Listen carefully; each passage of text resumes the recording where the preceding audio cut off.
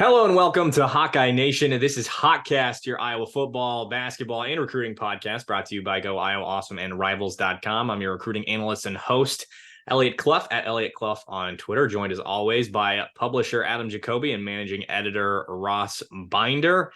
And boy, oh boy, it's all come to a head. Here we are, Iowa fan base. You made it. You did it. We believed in you, and you did it. Adam, you were the one who told us about the news. We saw it elsewhere, of course, some rumblings and stuff like that, but really got some official word on it. I spoke to a source as well and got that information confirmed later. You were the one who shared it with us, though. Brian Ferentz, he is out as offensive coordinator at Iowa at the end of the season. What did you think when you heard this information, Mr. Jacoby? Well, it's something that you'll remember the last time that we recorded, I had said that one of the things that I expected us to be talking about over the bye week was what was going to happen to Brian. I was half expecting, only half, that he would have already announced a resignation at that point, just because of how untenable this situation was. And that's what we sort of learned about how all of this has transpired since then, is that everybody in that room understands on some level that this had become a distraction, that this had dominated the way that people talk about an Iowa team that is, let's remember, this Iowa team is still 6-2. It is still in control of its own destiny in the Big Ten West. And yet the overarching storyline has been the offense, and for good reason. The offense has not been good this year. Some of that is injuries, but even before the injuries had started to build up, it was still not good. It was still not producing at a level that anybody expected. So I expected something like this to happen, but I also expected it more at the end of the year than in the middle of the season. So the fact that this came out, happened as quickly as it did, and was also looks to have been spearheaded by Beth Goetz. And there's a lot to unpack there too. So that aspect of it didn't really see coming as much, but in terms of when this news was coming out, the first I had heard about it was last night, and the rumors had proliferated pretty quickly from there this morning. Ross, you and I got it about the same time. You tell me what you're thinking. I mean, I'm kind of in the same boat as Adam, where I think that the overall outcome and decision is not surprising. Like, this whole situation, it barely looked tenable before the season started, and the way things have gone over the last 2 months did not suggest that it was headed towards any sort of a positive conclusion for Brian's, future at Iowa. So, I thought that the overall outcome would happen. I didn't expect the timing surprised me. I didn't expect it, during the season like this. I didn't expect it, on just a random Monday before the Northwestern game. So all of that was definitely a little surprising for sure. You'd think that, what is it? Is the moniker Bad News Friday? I know it's always Friday afternoons is when bad news comes out, right? You'd think that would have come out to us Friday of the bye week, right? If they were planning on releasing it to us. Well, go ahead, Ross. I was just saying, we always used to joke about the Iowa Athletic Department under Gary Barta that the Friday afternoon news dumps were a tried and true staple of when they wanted to get some bad news out there, that, bury it at, 4:00 on a Friday afternoon. That was not uncommon at times. So right. This is not that. Nope. No, it is not. And to release it at this moment in time, obviously, it's a bit odd to say, hey, he's not going to be around after the next 4 games. Like, wouldn't you think you'd want to either move on now and hire an interim position like they did with Beth Goetz? Obviously, that's a different situation. Gary Barta retiring on his own accord, etc. But doing that or waiting till the end of the season. to make this announcement? Well, some of that also has to do with the fact that the situation, especially if some of the details that have been coming out, which we haven't been able to confirm just for the record, but some of the details that we have on our premium board, which our subscribers can be reading right now as we speak, if those are accurate, then this is a situation that has been developing since Friday, since Saturday, since Sunday. So the timing of it sort of assumes that this was something that they could announce on Friday. And it sounds like that was not necessarily the case. So as this has developed, and as people are negotiating what is undoubtedly treacherous territory in terms of protecting the rest of the staff, in terms of protecting everybody's desire to keep coaching through the end of the season and to keep setting that example for the players, right? Because they do a lot of work in terms of making sure that everybody on that team, on that roster, is engaged for the full 12 to 13, 14, 15 games that might be played over the course of the season. They have to do that work with coaches too. And that includes some of these statements like, for example, when an athletic director says, our intention is for this coach to stay until the end of the season, that is sort of throwing the bone to not only Brian Ferentz, but everybody else on that staff, head coach on down, to say, we're not trying to blow everything up. We're not trying, right? We still want that level of continuity. We still don't, like, they're not looking at Brian Ferentz as somebody who can't be around these guys effective immediately. He's not that kind of threat to what I was trying to do, except for, the offense under him isn't good enough. And there are some team goals that are obviously still attached to that, directly and indirectly. But they don't want to nuke everything when they don't have to. And there are some fans that really wanted that nuke. And that's just sort of, it's not great administration. It's not great people management. And I think Beth, pardon the pun, but Beth gets that. And that is how we arrive at a conclusion like the statement that she just made today. Yeah, I think in terms of the timing, sorry, Eliot. I was just going to say, I think they had to make an announcement once the details started leaking, because it was going to be horribly unfair to the players have press availability tomorrow. The coach, Ferentz, has availability. So there were going to be a lot of questions about this if they didn't get ahead of it. So I think once that started to leak out, there was no option other than, a statement of some sort like this. Tomorrow's presser is going to be interesting. Adam and I will definitely keep you apprised on how that goes. Get your popcorn ready, as Tio once said. Now, the timing regarding the announcement was the first thing that came to mind for me. Obviously, Beth Goetz and how that transpired was a curiosity as well. And I want to talk about that for sure. But there are three things. Again, this is something that I put on our premium board, and we could talk about it more there. But if you want to subscribe today, get involved with some of that other information that Adam's alluding to. We also were aware of this situation and had shared it on our premium board prior to the news breaking. So we were on top of it. Adam was doing a great job getting informed there. It's iowa.rivals.com/subscribe if you want to join us on our premium board, that content there. And of course, our recruiting information as well. But three things that I posted that have sort of come to mind and that I think of regarding the timing of this this announcement. One, Cade McNamara's decision to return and announcing it last week. That makes some more sense. We had heard about it. Brad Heinrichs had spoken about it and said that he had spoken with Cade and said that he was planning on coming back. But Cade announcing it himself last week makes a whole hell of a lot of sense.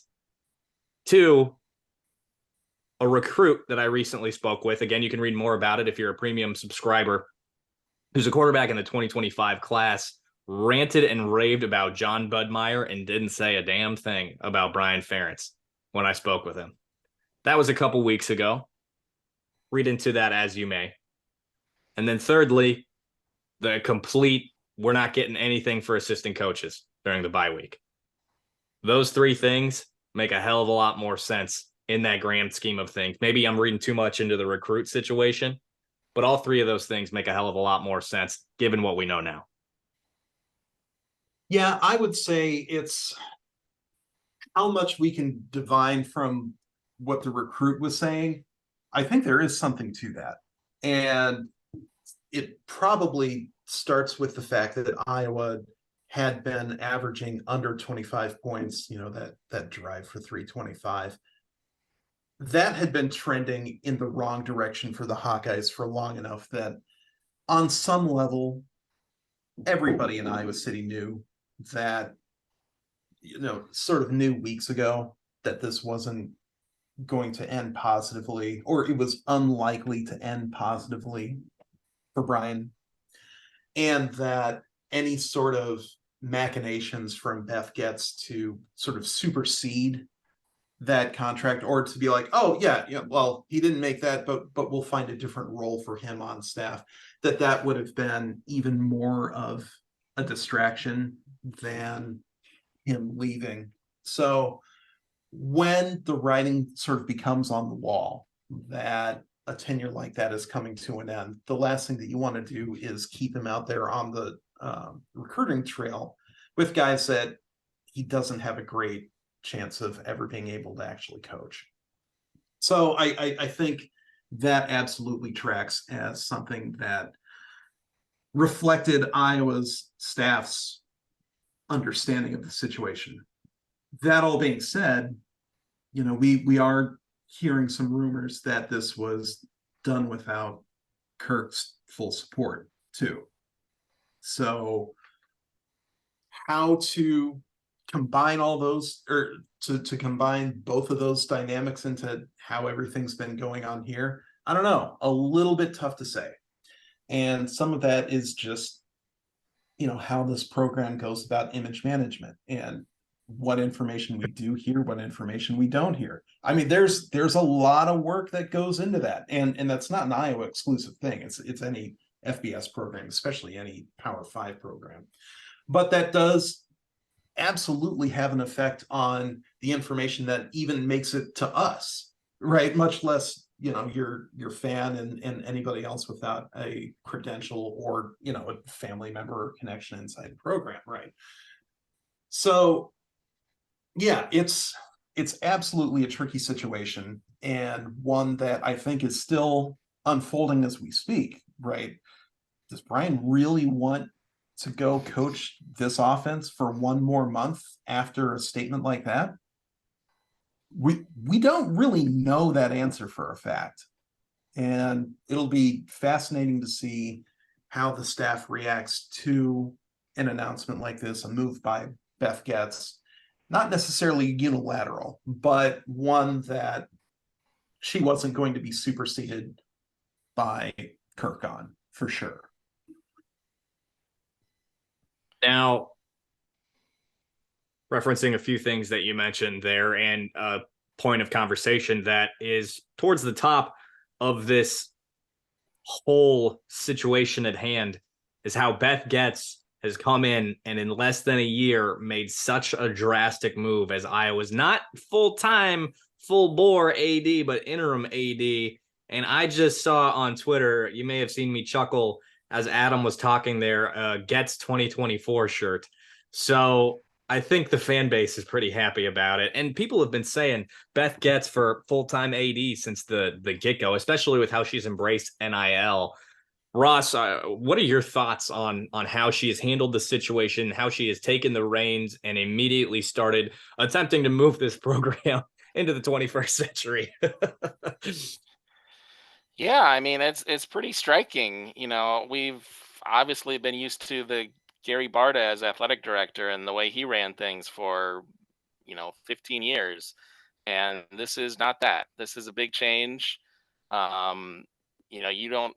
I don't think that a move like today happens unless she has support, significant political support from others within the Iowa administration. So that seems like a pretty big, mark in her favor. Um, it's a bold move. So, I'm definitely interested to see where it goes next. Adam, you had something to add there.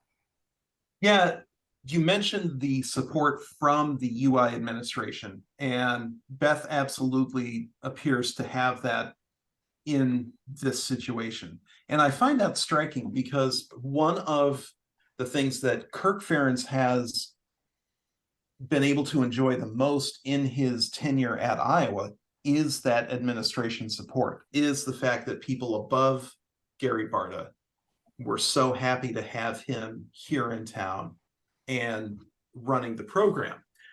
And the fact that the president, Board of Regents, administration, whatever you want to call it, appears to be so well on Beth Goetz's side that she has the, sort of the political will or the political goodwill already built up to make a move like that, and to be able to put her name on it and to say, I informed Brian Ferentz that this is his last year in the program, right? She's putting it all on her back, and you can't do that without the support of the administration above her, right? That's with not the interim tag. Yes. Yeah.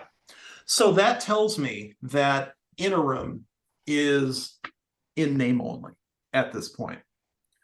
Otherwise, she would already be fired for a move like that. Right. So that is fascinating to me. The quickness with which the administration is behind Goetz and has empowered her to make a decision like that. Again, like not necessarily unilaterally, because there would have been discussions that happened both with the people above her and with people inside the program. But she can do that. And she's confident in doing that. And I thought her statement was great. I thought she absolutely said the right things in terms of, we need to do this for the fan base. This is going to be the best move. And we need to communicate that, as opposed to letting a situation like this keep going unchecked. And it's also good of her to extend that goodwill to Brian Ferentz and say, yeah, go ahead and coach the end of the year, right? Which not a whole lot of fans are in agreement with. But again, you go back to personality management, especially with football coaches, and how monomaniacal they can be in terms of what their priorities are. That, again, situation is developing. We don't know how either of the Ferentzes really are going to react to this dynamic for the next month, but she has put both of them in a position to do their jobs without any of the uncertainty and distraction. Whether or not they still want to do it, up to them. But I don't think I would change a thing about what Beth Goetz has done so far. I really don't. Yeah, I was thinking, in terms of, you mentioned the administrative support for Beth and this move, and versus in the past with Ferentz. And to me, it seems like the difference is probably just that, I think the administration still very much, likes Ferentz, obviously wants him here. Oh, yeah. Yeah. They just don't, they're like, no more carte blanche though. Like, the Brian situation had become untenable. Kirk wasn't going to do anything about it. So, I think it was like, all right, we're going to have to put the foot down. Rip the Band-Aid off, essentially. Right. So, Adam, I'll just question regarding Beth Goetz and the potential of changing anything that she's done. I would for like 95% of that agree. I know you referenced the idea of keeping him on staff as opposed to moving on now. When you say you stand by or would agree with everything that Beth has done to this point, would you stand pat on that, on keeping Brian around for the remainder of the season? Yeah, I don't think it is the most popular aspect of this decision, but I also understand the value of, at the very least, extending that olive branch and trying to, at the very least, you're not giving either of Brian or Kirk the opportunity to say, I was railroaded out, right? That I was treated unfairly, because she's not even kicking him out ahead of schedule, right? All that is happening is saying,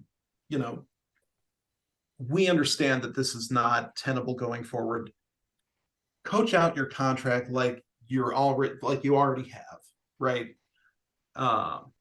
And I think everybody in Iowa City, especially on that staff, understands that the 25-point barrier is not going to be met this year, not even close.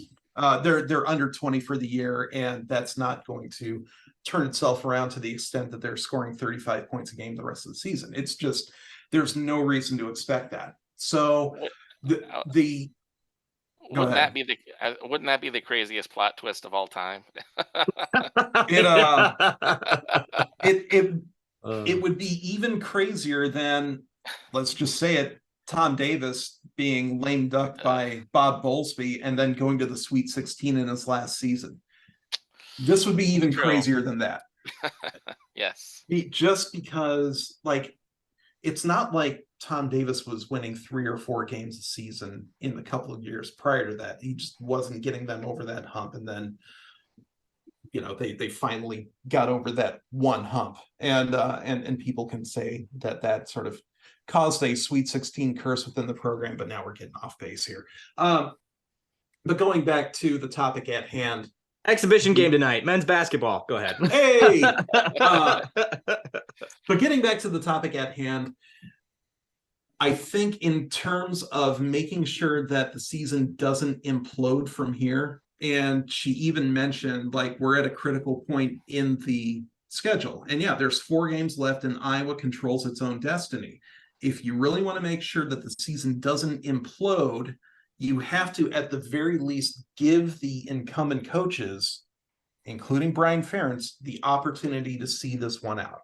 If they don't want it, if Brian doesn't want it, okay, figure it out from there. And it sounds like there's a little bit of strife in Iowa City if some of the reports that we're hearing or some of the scuttlebutt in discussion on the premium board, if that's to be believed, it sounds like that aspect of it is not resolved yet. But at the very least, I think if you want to set a reputation, if Beth Goetz wants to set a reputation for herself as somebody that is easy to work with, that coaches don't have to be afraid of, working with, then you sort of have to offer an olive branch that a lot of fans won't look at as deserved. And that is, again, I'll just say one more time, it's up to Brian Ferentz, and it's up to, on some level, Kirk Ferentz, whether or not they want to take what's being offered in terms of an easy way out, the exit at the end of the year or not. But I think it's better for Beth Goetz as an administrator, as a manager of that, or, as the director of that athletic department, to at the very least go that far. That's what I'm going at. Yeah, I would agree with that. I think there's no way, it's an awkward situation either way. If Brian stays and he's a lame duck, if Brian goes, you've got, the turmoil of who's calling plays, who's developing game plans. He has at least been doing that for the last several years. So he certainly, knows how to do it, albeit the effectiveness has been, obviously a problem at times. So I think there's no easy solution there. I agree with Adam, though. This seems like the fairest and most diplomatically appropriate solution. You get the end result that's needed, and to get to that result, you've got an olive branch to the Ferentzes, Brian in specific, I would say, and let them land the plane that's still in the air, essentially. Now, this will be an ongoing conversation, I'm sure, as the season goes along into the offseason and until the next offensive coordinator is hired.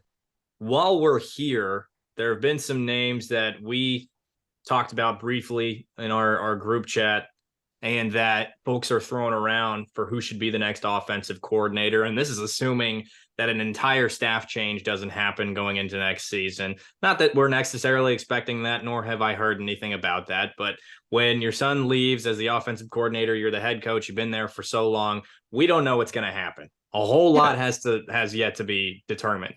But assuming things stay in place and they do hire an offensive coordinator this offseason, what names are we talking about here? Obviously, with the way Kirk operates, John Budmeyer has to be in there.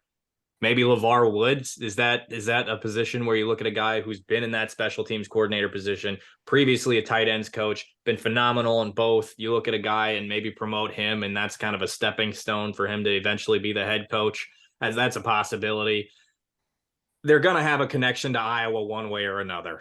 We know that to be true just based on Kirk's history as the head coach at Iowa. What names are we talking about here, guys? Yeah, I think in terms of the internal candidates, Budmeyer and Woods, probably in that order, are at the top of the list.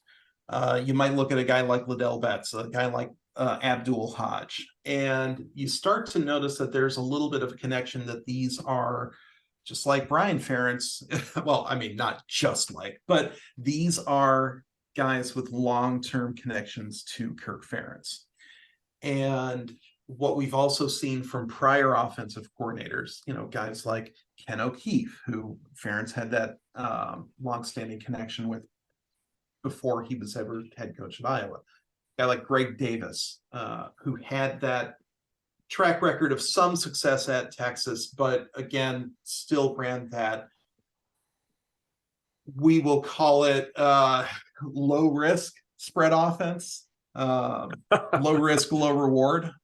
And then that transitions into Brian Ferentz and everything that gets involved with that familiarity. And it really seems like Kirk is hiring for familiarity as opposed to hiring for innovation. And whenever he gets asked about these newer offenses, your spread and shred, your air raid, et cetera, his refrain has always been, show me when they're winning games consistently.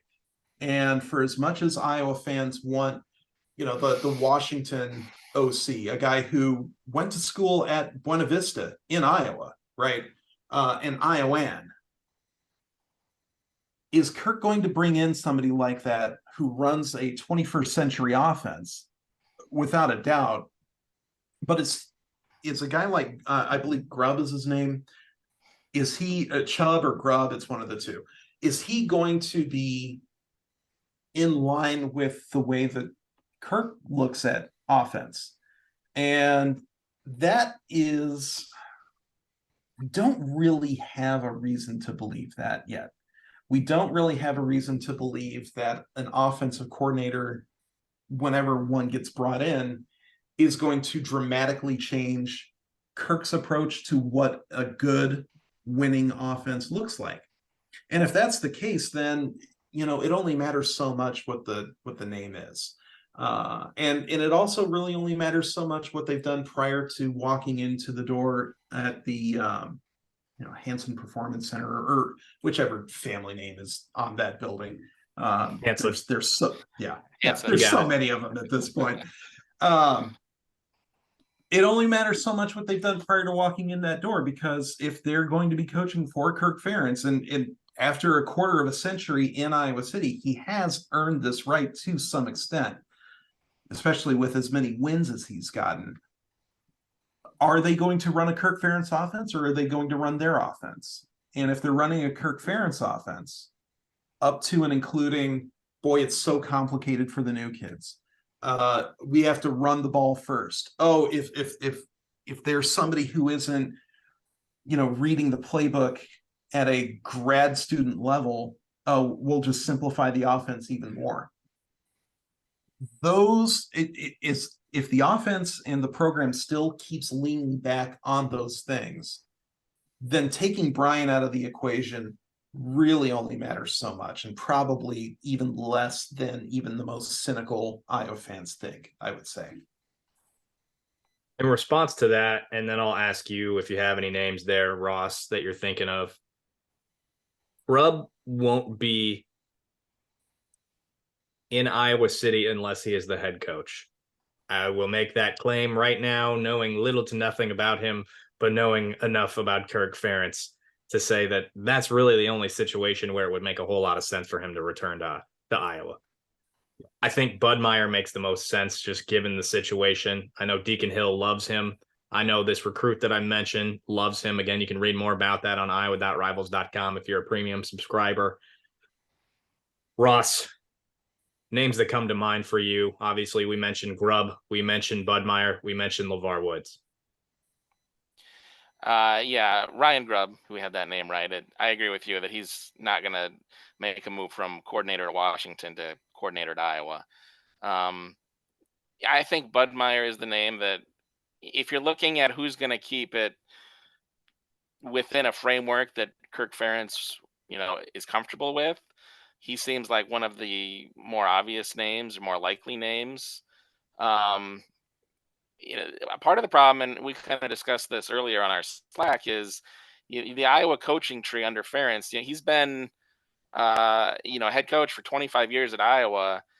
He does not have anywhere close to the same type of coaching tree that Hayden Fry did at Iowa after similar tenure. And it's a different philosophy in terms of what you want out of your assistant coaches. Hayden wanted assistants that were ambitious enough to want to be head coaches elsewhere, and had that desire and drive, and he helped them get to that point, and they all went off, and many of them had tremendous success. Kirk Ferentz has definitely prioritized stability, consistency, and continuity among his coaching staff far more. And the results in Iowa City have been pretty strong with that approach too. So it's certainly not something you can say he was wrong to do that. But it does mean that there aren't a lot of names out there where you can point to and say, hey, that's a guy that would make sense to come back to Iowa City and be the coordinator at Iowa, which is a long-winded way of saying that I don't have a lot of names for you right now. So for those of you who aren't as familiar with Coach Bud, the name we've heard, or the person we've say the name Coach Bud quite a bit, or the most this season, is Deacon Hill. Take that whatever way you'd like to. Hill was recruited by Bud at Wisconsin, didn't play under Bud at Wisconsin because Bud went to Colorado State, was the offensive coordinator for one season with Colorado State. And that season, are they the Rams? Yes. Yeah. The Rams averaged 23.7 points. Let's see here. Gained 2,215 yards rushing on 515 attempts. That's not net gain, but they averaged 3.8 yards per carry. Let's see here. Completed 237 passes for 3,022 yards, 15 touchdowns, and 11 interceptions. And average yards per play was 5.5. Per game was 415.8. Total yards was just under 5,000. So I don't know how much you can take 1 year at a G5 school and say, this is who he is. Also previously an assistant in Wisconsin, and was their quarterback, I believe, from 2009 to 2011 before he retired because of having multiple surgeries with nerve issues. So do with that information what you will. But Coach Bud, currently an offensive analyst or special assistant to Kirk Ferentz is what his technical role is with Iowa at this point in time. And a lot of people really like him. Deacon Hill, again, has raved about him. A few recruits have raved about him. So he's potentially in line to fill that OC position. He's a guy that Kirk Ferentz likes. And obviously then there's LeVar Woods. So as things progress, we will continue to talk about it more. I'm sure Ross and Adam will have articles on potential candidates. And who knows? I might be involved there too with my understanding of name drop Drew Tate, having been at UNI for 1 year as their tight ends coach. Did a phenomenal job. Do I think he's ready to be OC? Spoiler alert, no. Anyway, we'll wrap it up there. We appreciate you tuning into this episode of Hawkeyes, brought to you by iowa.rivals.com. If you're not a premium subscriber yet, do that now at iowa.rivals.com/subscribe. You can join the conversation, hear all that inside information. that we were talking about here today on Hawkcast. And don't forget to subscribe wherever you are listening. Leave that rate and review wherever you're at, Apple Podcasts, Spotify. Subscribe, give us a like on YouTube. Drop your thoughts. Who should be the next OC at the University of Iowa under Kirk Ferentz? For now, we'll see you next time.